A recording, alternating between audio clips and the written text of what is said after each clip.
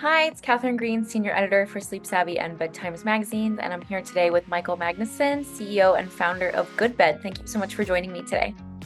Thank you for having me. We're excited to talk about the big news. Yeah, we're excited, thrilled, in fact, to be finally able to talk about it. It's been a long time coming. Yeah, so, can you explain the primary goals of this collaboration between Dow and GoodBed?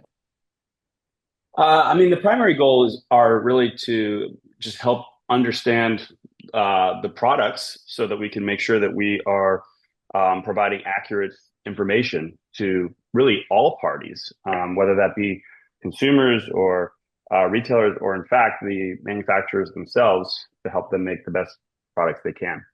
And why is there a need for standardized testing in the mattress industry? Let's start with the consumer perspective. Consumers find it a very important purchase. It's a big investment. And it's very hard to find information that is kind of makes it easy to compare products, for one thing, across different manufacturers. Different manufacturers use different standards, different terminology, and so forth.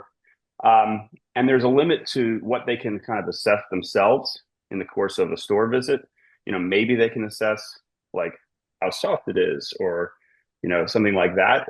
There's a limit to how much they even know to try to assess, that they're even kind of looking for in an in-store visit, because their knowledge is relatively limited. So that's important. But the other reason it's important is for the industry, because I think that for a long time now,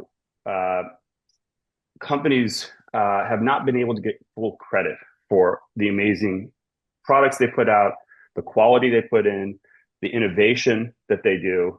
And this is the way for them to finally do that. Because up until now, what has happened, and what is happening on a grand scale, in fact, right now, on large e-commerce platforms, for example, are that companies can just kind of claim whatever they want to claim. Mhm. And they can say all the same things that the companies who are actually putting in the work, putting in the quality, putting in the innovation are actually doing, and really truly can, in their own laboratories, let's say, really prove. Those other companies can just put something together and say the same things about it. And consumers don't know the difference, for one thing. And for another thing, they don't necessarily trust, when it comes from the company themselves, what differences they hear. And so all of that is what we're hoping to improve upon for the sake of the industry. Yeah, so it sounds like, of course it's going to benefit consumers, but also manufacturers and retailers and kind of everyone all across the industry, it sounds like. 100%. Yes. And, can you share a little bit more about the Mattress DNA framework and how it integrates with Dow's Comfort Science Studio?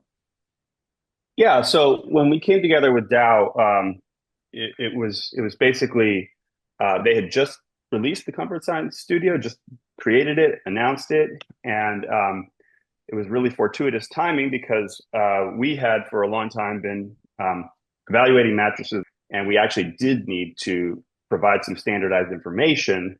So we created, that's when we created the Mattress DNA framework, is in the course of uh, starting to go down that path of evaluating mattresses. I was like, how do I evaluate a mattress in a way that is objective, um, when we all know this to be a very subjective product, and is consistent across brands, and is comprehensive, and is most important, is mindful of the truth that this is a very personal product. Mhm. This is not a product that's one size fits all. It's very different. We want different things, and we need different things, in fact, for our bodies. And so how do we do that? Well, that's what forced me to kind of go down the road of creating this Mattress DNA framework, where we basically broke down the essence of a mattress and the experience of being on a mattress into, it's a little over 50 different attributes that actually are, each of them, objectively measurable. And yet they may result in experiences that are subjective.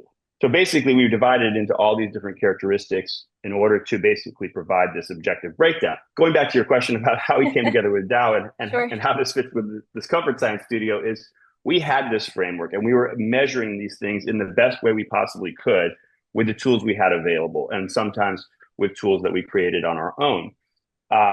But we're limited in that regard. And Dow had just created this comfort science studio where they had the capacity to effectively measure anything they wanted. And so it was really the perfect collaboration, because it was like, well, we know exactly what to measure in this category, and we can help develop a battery of tests that we've jointly developed together to measure each of those things. And that's been just incredibly exciting and fulfilling over the last Yeah, several it's years. really neat. All these things you think that aren't quantifiable, but are in a way. Okay, great. No, that's amazing. And you said that you're not quite ready to reveal any findings yet, and I totally get that. But how, as you learn these insights and findings, how will they be communicated to stakeholders in the industry and consumers? Yeah. So in terms of how they'll be communicated to consumers, one main element will be kind of a continuation of what we've been doing already.